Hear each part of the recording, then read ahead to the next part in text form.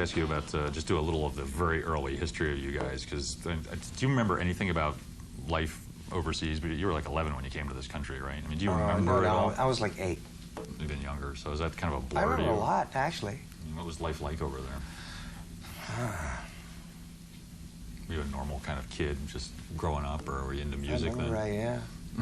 I remember my mom and dad used to lock Alex and I in a closet if we were bad. Gee, really? So I spent a lot of time in a closet. No. Was it like a whole new... Not in that way, no. Was it a whole new world when you came over here? I mean, did it just pop your eyes out and say, whoa, what's this? Because you moved to, like, Pasadena or something? Yeah, I was pretty young. I don't really remember that much. I do remember, I mean, the reason we came to this country is because my mom's side of the family all moved here, and they said, oh, man, you can pick the oranges from the trees, and it's a land of opportunity, you know what I mean? Yeah, right. And we said, okay, what the hell, let's sell everything and leave. And it was actually really rough on my dad, you know, because he was a professional musician in Holland. And we came here, and he had to, like, walk 6 miles in the morning to wash dishes at Arcadia Methodist Hospital, you know? And, you know, I don't mean to get down on unions, but music unions really don't take care of musicians like they should. Did you speak English at the time when you came over here? I knew a couple of words. Yes, no, motorcycle, and accident. I swear to God. You were totally equipped then for life. No, my mom bought the records and the pictures and stuff, and I didn't get past page 2. You know, the first one was motorcycle, accident, yes, no, you know. That's about as far as I got.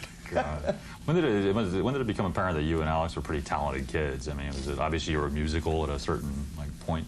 We began playing piano when we lived in Holland, and you know, I guess because we played a little better piano than the rest of the kids on the block.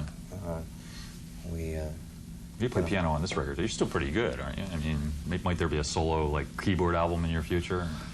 I don't know. It's like people always ask me about solo record. You know, it's like I write the majority of Van Halen music, and I couldn't imagine doing a solo record that would be any different than a Van Halen record because I write the music. You know. I have no problem expressing myself within the band. Yeah. Most people want to do a solo record because they can't do what they really want to do. Does the home studio take over your life at all? I mean, do you find yourself looking at your watch and saying, "God, it's 7 in the morning again. I've been here all night again." I'll tell you, since the baby, no. Maybe not, right? No. It's like I used to like go out there and start at 6 or 7 at night when it got dark, and work until 7 in the morning. Well, now I start at 6 in the morning and work until it gets dark. So it's the same kind of hours, except it's kind of shifted, you know. You haven't taken the tot out into the studio and let him play the sliders or anything, have you? He's been in there, but it's like he freaks out at the sound, and he goes, you know. Right.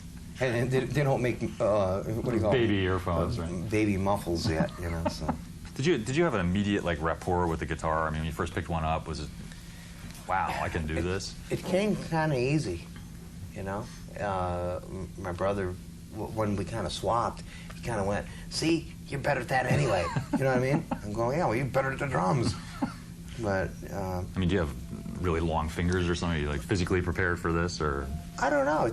I just picked it up, and it just seemed kind of natural, you know? And I think the years of playing piano helped. Yeah. Because, you know, the fingers kind of moved. And do you see your influence out there? I mean, do you watch guys play and say, oh, there it is. Yeah, I see that. And sometimes I go, oh, that's kind of cool. Other times I go, God, you know, what the hell did I start here? You know what I mean? Do you see a development through the first, like, say 5 albums? Do you see the band, like, getting better, the music getting more complex or anything? Can you track that? Do you go back and listen to this stuff at all? I think we just change, you know? I hate to call it mature or anything like that, but we just kind of, we just go with whatever comes out, you know? Do you still have the same feeling you had when you started out? Oh, yeah.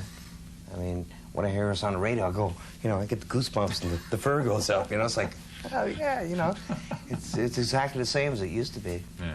Was there a point where it got beyond just selling records and being a rock star, and you said, well, there's also this musical thing we want to do? I mean, were you already being celebrated as the great virtuoso of the guitar? I think the whole thing is the music thing, you know? I mean, I've never wanted to be a rock star. There are a lot of bands that do. You know, yeah, well, I've never wanted to do interviews. I hate doing what I'm doing right now. I'd rather be playing my guitar and making music, you know? It's like all the stuff that goes along with it, I'd rather do without. Yeah. You know? If you think riding in a limo and doing interviews and having your picture taken when you feel like shit, you know what I mean? And you sit in the back of a car going like this with a guy who can't drive and doesn't know where he's going. If you think that's great, go ahead and be a rock star. You know, I'd rather just stay home, make music.